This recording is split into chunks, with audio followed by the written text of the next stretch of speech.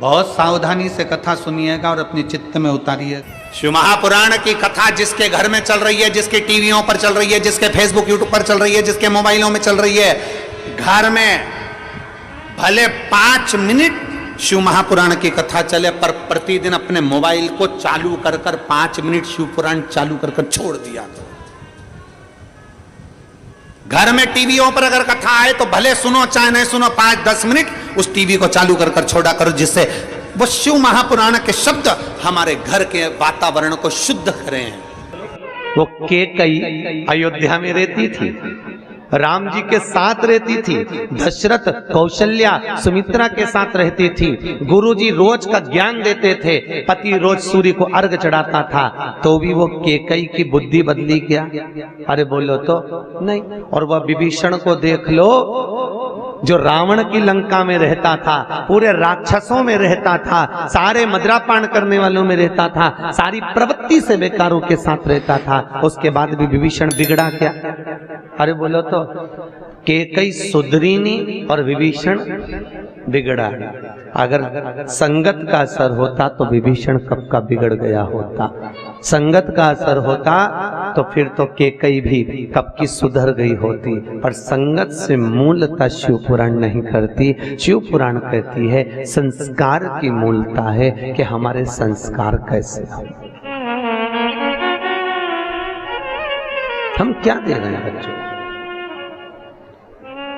कौवा और हंस की दोस्ती हो गई, दोनों रहने लगे। कौवे ने कहा हंस से, भाई मुझे बहुत भूख लग रही है, कुछ ला दे। हंस गया तुरंत, ठीक है मैं तेरे लिए कुछ लेकर आता हूँ। और हंस दौड़ कर गया। हंस क्या चुगते थे? मोती। हंस मोती लेकर आ गए, ले ये मोती ले। और कौवा बोला भैया ये कैसे खाएंगे, हम खाएंगे तो हमारी तो चोंची टूट जाएगी। अब कौवा मोती कभी खाया हो तो खाएगा, हम नहीं खा सकते। हंस कहते हैं भैया हम तो यही खाते हैं इसलिए तुमको ये खिला दिया।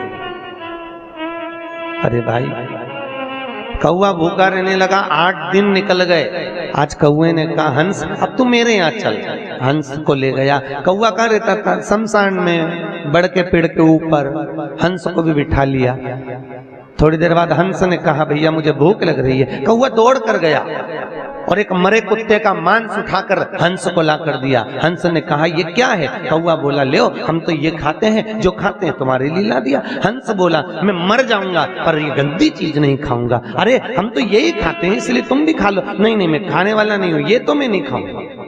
दोनों बात कर रहे थे। नीचे एक राजकुमार बैठा था, वो मांस का टुकड़ा उस राजकुमार पर गिर गया। राजकुमार को क्रोध आया, उसने कौवे को साध कर बाण छोड़ा। जैसे ही छोड़ा कौवा उड़ गया और हंस को बाण लग गया। हंस जमीन पर गिर गया। हंस जमीन पर गिरा और जैसे ही हंस जमीन पर गिरा राजकुमार ने हंस से कहा हंस देव मैंने तो कौवे को बाण मारा था और बाण तुमको लग गया। अरे हंस बोला राजकुमार तो ये तुम्हारी दिक्कत नहीं, ये तुम्हारी गलती नहीं, गलती मेरी है। मैं बुरे की संगत में बैठ गया और बुरा व्यक्ति बुरा काम करके निकल गया और अच्छा व्यक्ति जेल में धरा गया। जो बुरा होता है वो बुरा कर्म कर कर निकल जाता है। बुरा करने वाला व्यक्ति बुराई कर कर निकल जाता है। बुरा कर्म करने वाला व्यक्ति अपना बुरा तत्व ग्रहण कर कर, बुरा तत्व प्रसिद्ध कर कर निकल जाता है। पर जो अच्छा है, जो अपनी बुद्धि से, चित्त से, अपने मनन से जो बहुत अच्छा है वो धरा जाता है। श्री नारद जी महाराज ने तप किया, रामचरितमानस में आपने श्रवण किया, शिव महापुराण में भी लिखा है। देव ऋषि नारद तप करे, कामदेव को जीत लिया। जब कामदेव को श्री देव ऋषि नारद ने जीता तो सबसे पहले देव ऋषि नारद कामदेव को जीतकर अगर पहुंचे तो सीधे पहुंचे भगवान शंकर के पास। क्यों? क्योंकि भगवान शंकर ने कामदेव को नहीं जीता था। कामदेव ने शिव जी की समाधि को तोड़ दिया, समाधि को तोड़ दिया।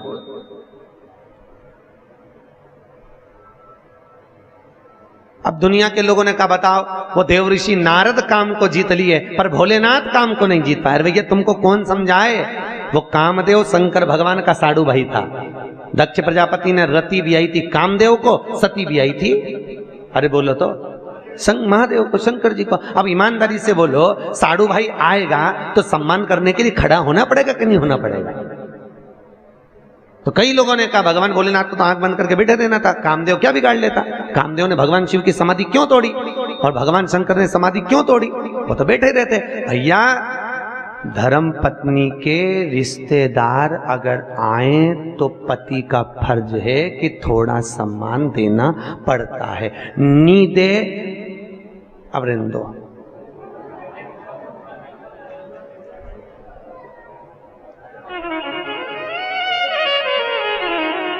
सम्मान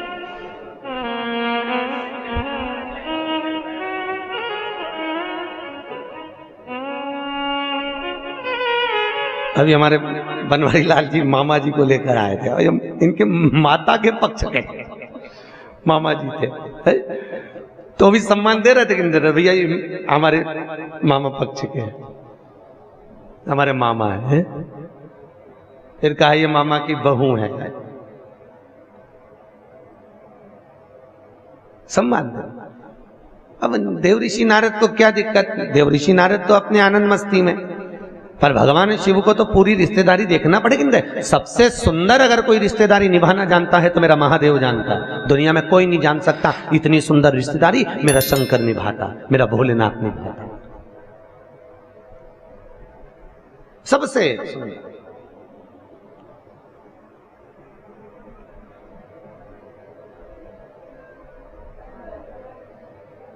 और उसके बराबर कोई दुनिया में रिश्तेदारी निभा भी नहीं सकता।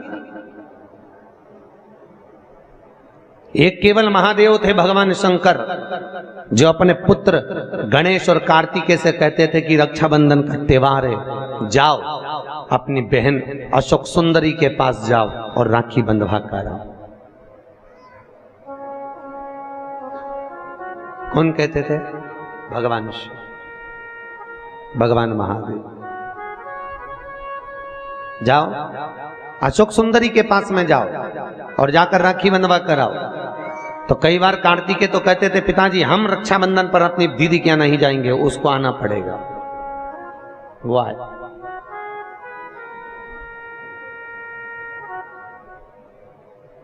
तो भगवान भोलेनाथ कहते थे कार्तिकेय, जब तक माता पिता अगर जीवित हैं तब तक घर के बेटे को अपनी बहन के दरवाजे पर जाते रहना चाहिए। क्यों? बुजुर्ग माँ बाप नहीं जा सकते, वृद्ध माता पिता अपने बेटी के घर बार बार नहीं जा सकते। क्यों? क्योंकि अधिक मास की कथा में लिखा है अगर बेटी के घर का एक अन्न का दाना खा ले तो व्यक्ति मरते समय उसके मुख में तुलसी का दल नहीं मिलता। अगर बेटी के घर का एक गिलास पानी पी लो तो मरते समय गंगा जल नहीं मिलता। ये अधिक मास में आप लोग जो 33 मालपुए का दान करते हो, क्यों करते हो? काहे के लिए करते हो? करते हो ना 33 मालपुए, 33 मालपुए, 30 मालपुए 30 दिन के, 31वां मालपुआ हमने अगर ब्राह्मण गुरु के घर का खाया हो तो दोष ना लगे। 32वें नंबर का मालपुआ हमने अगर बेटी के घर का, बहन बेटियों के घर का खाया हो तो दोष ना लगे। और 33वें नंबर का मालपुआ हमने अगर मान लो सूतक या सावड़ का खाया हो तो हमको दोष ना लगे। इसलिए 33 मालपुए का दान होता है अधिक मास में। या करते हैं सब लोग दान मालपुए का। 33 मालपुए दान किए जाए। अगर हमने बेटी के घर का कुछ खाया हो तो दोष ना लगे उसके लिए। और मालपुए का भी क्रम आपको वर्णित है, पहले भी आपको बताया है कि 90 नंबर के मालपुए पर अगर लौंग रखकर दान कर दी जाए तो नारी कभी विधवा होकर नहीं मरती, अखंड सौभाग्य लेकर जाती है। 11वें नंबर के मालपुए पर अगर सिक्का रखकर दान कर दिया जाए तो जिंदगी में कभी लक्ष्मी की कमी नहीं आती। 21वें नंबर के मालपुए पर तुलसी का पत्ता रखकर दान कर दो, कभी जीवन में संपदा की कमी नहीं रहती।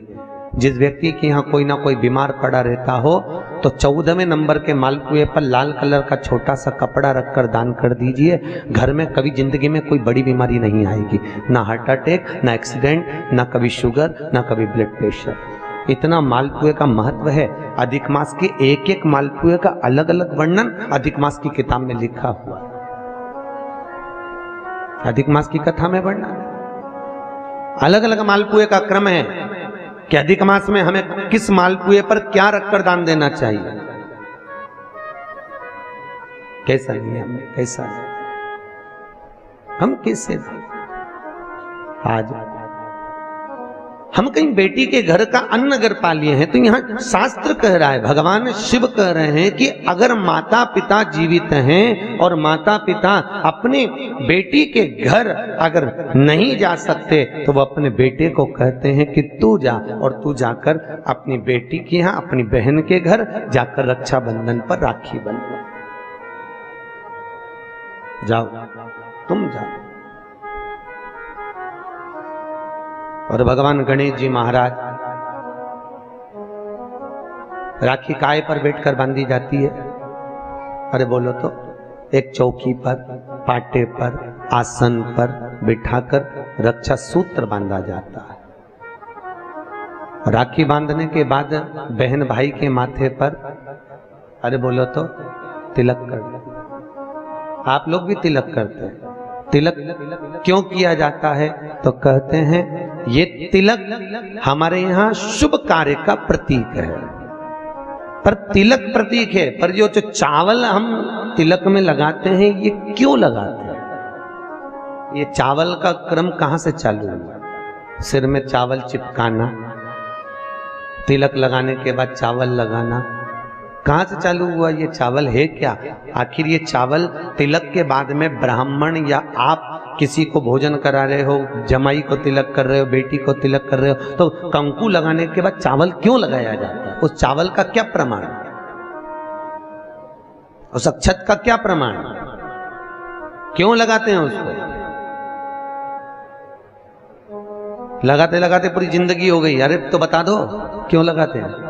वो चावल का क्या प्रमाण कि कंकु का तिलक तो लगाया, वो हमारे यहाँ शुभ कार्य का प्रतीक है, समृद्धि का प्रतीक है। पर जो अक्षत हम माथे पर किसी के लगाते हैं कंकु लगाने के बाद में, चंदन लगाने के बाद में जो चावल लगाया जाता है, वो चावल का क्रम क्या है? तो शास्त्र कहता है, सुंदर विष्णु पुराण में भगवान वेदव्यास जी ने वर्णन करा, जिसके मस्तक पर तिलक लगाया जाता है वो शुभ कार्य का प्रतीक होता है। और अक्षत इसलिए लगाया जाता है कि इस अक्षत के माध्यम से आपकी जिंदगी में ये शुभ कार्य निरंतर चलता रहे, इसलिए अक्षत उसके माथे पर लगाया जाता है शुभ कार्य के लिए, निरंतर चलने के लिए। इसको कहते हैं अक्षता। अक्षता का मतलब क्या है? निरंतर चलता रहे, निरंतर बढ़ते रहो। दूल्हा दुल्हन की जब जयमाला होती है, आपके यहाँ होता कि नहीं होता पता नहीं, पर महाराष्ट्र में तो एक नियम है कि दूल्हा दुल्हन की जब जयमाला होती है तो सबको पीले चावल दिए जाते हैं। इधर देते हैं क्या है? तो पीले चावल देते हैं, और पीले चावल देकर फिर उसको सती वचन के अनुसार उस पर छोड़ा जाता है। शुभ मंगला, अरे बोलो तो, सावधान, शुभ मंगला सावधान।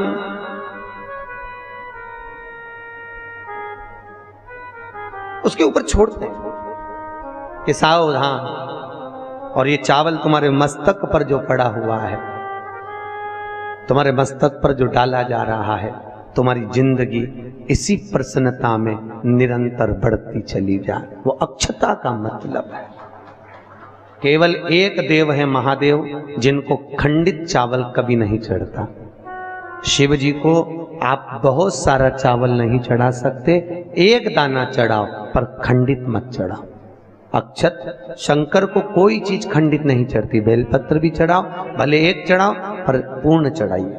भगवान भोलेनाथ को पुष्प चढ़ाइए, पूर्णता में चढ़ाइए। हम कई जगह मंदिरों में जाते हैं तो भगवान के ऊपर फूल देखते हैं, तो फूल कई बार शिव जी के ऊपर, कई बार शिव जी के ऊपर, भगवान के ऊपर, आपके घर के मंदिर में कई बार कई लोग जो पुष्प चढ़ाते हैं, वो पुष्प चढ़ाने का तरीका भी लोगों को नहीं मालूम। जो फूल चढ़ाते हैं वो कई बार देवता के ऊपर रख देते हैं, इस तरह से। भैया शास्त्र कहता है, जिसके ठाकुर जी पर, जिसके मंदिर में, जिसके देवी देवता पर अगर पुष्प को उल्टा रख दिया जाए तो जितने शुभ कार्य हमारे घर में होने वाले रहते हैं वो सारे टलते चले जाते हैं। आज की जगह कल, कल की जगह परसों, परसों की जगह नरसों, नरसों की जगह खरसों। तुम करके देखना, अपने आप शुभ कार्य टलेंगे। इसलिए भगवान के सम्मुख में जो पुष्प चढ़ाया जाता है वो सीधा चढ़ाया जाता है। यहां तक शास्त्र कहता है अगर भगवान को पुष्प चढ़ा रहे हो तो अगर सीधा और उल्टा नहीं मालूम तो नीचे की जो डांट है उसको तोड़ दीजिए और पत्ती की पत्ती, पंखड़ी की पंखड़ी भगवान को समर्पित कर दीजिए। वो शिव जी को स्वीकार होगा, वो भगवान को स्वीकार होगा। ये उसी में का हाल, उसी में का सुख। शुक्र है जैसे पानी में पड़ा हुआ पुष्प, काय में पड़ा हुआ, अरे बोलो जम के, पानी में। कई माताओं की आदत रहती है, हमने कई कई ब्राह्मणों को भी देखा, कई कई लोगों को देखा, क्या करते हैं, कमंडल ले जाते हैं, कमंडल डोलची, कमंडल में पानी रहता है, एक बाल्टी में पानी रहता है और पेड़ पे से तोड़ तोड़ के उसमें डालते रहते हैं। फूल को तोड़ा, उस बाल्टी में डाल दिया, बाल्टी में पानी है, उस पानी में फूल डल गया। और अगर पानी में फूल डल गया और उस फूल को निकालकर आपने महादेव को समर्पित करा, देवी देवता को समर्पित करा, ठाकुर जी को समर्पित करा, कृष्ण राम नारायण लक्ष्मी को समर्पित करा, तो जो पानी में पड़ा हुआ फूल निकालकर अगर हमने देवता को चढ़ाया तो वो निर्माल्य के तुल्य हो गया। काय के तुल्य है? निर्मल। निर्मल जानते हो, भगवान पे चढ़ा हुआ फूल, मतलब उसका कोई परिभाषा नहीं है, तुम कितने ही चढ़ा लो, वो निर्माल्य के तुल्य। अगर पानी में पड़ा हुआ पुष्प निकालकर पानी के लोटे में से, पानी के कलश में से, पानी की बाल्टी में से उठाकर चढ़ाया है तो वो निर्माल्य हो गया, मतलब चढ़ा चढ़ाया फूल हो गया, उसको भगवान स्वीकार नहीं करते, याद रखिए। उसी तरह जैसे तांबे की प्लेट में रखा हुआ चंदन, तांबे की प्लेट में अगर चंदन रखा है और वो अपन ने लगा दिया तो वो चमड़े के बराबर हो जाता है। इसलिए तांबे की प्लेट का चंदन किसी को नहीं चढ़ाया जाता, किसी देवता को नहीं लगाया जाता, किसी देवता, निर्माल्य।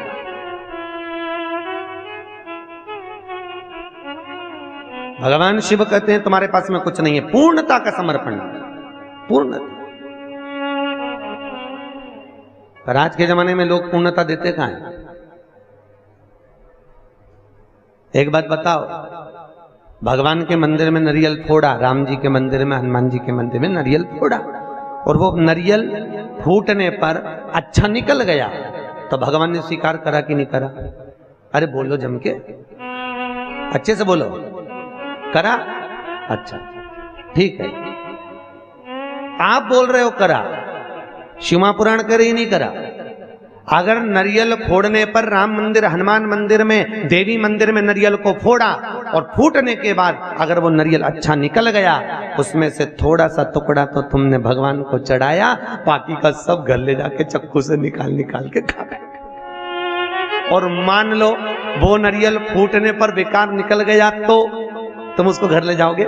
नहीं। क्या करोगे? जब हनुमान जी की परिक्रमा कर रहे होगे तो नारियल को वहीं पटक दो। तो भगवान शिव की कथा कर रही है कि भगवान शंकर को पूर्णता का भाव चाहिए। बेलपत्र दो, पूर्ण दीजिए, पुष्प दो, पूर्ण दीजिए। ओम श्री शिवाय। नमस्ते हम दर्शकों, आज की कथा में पंडित प्रदीप जी मिश्रा ने रायपुर छत्तीसगढ़ में जो कथा चल रही है उसके दौरान बहुत सारे उपाय बताएं और साथ ही जो है शिव पुराण का जो है वाचन किया है। इसके साथ में जो है उन्होंने जो है भगवान शंकर और पार्वती का जो है वाचन यहाँ पर किया है। जो भी चित्र दर्शन उन्होंने किया है वो भी बहुत अच्छी तरीके से किया है। तो अगर आप भी जो है कथा को ध्यान से नहीं सुने हैं तो एक बार और कथा को ध्यान से सुन लीजिए, और अगर आपने कथा को ध्यान से सुन लिया है तो आगे आने वाली कथा को सुनने के लिए प्रतिदिन आपको इस चैनल पर जो है कथाएँ मिलती रहेंगी। जो भी जहाँ का स्थान पर भी जो कथाएँ चल रही है वो जो है आपको इस चैनल के माध्यम से जो है प्रतिदिन 2 भाग में जो है कथा मिलती रहेगी। तो आपको भी जो है डेली कथा देखनी है तो चैनल को सब्सक्राइब कर लें और पास में आ रहे बेल आइकन को प्रेस कर दें ताकि आपको समय पर कथा का अपडेट मिले।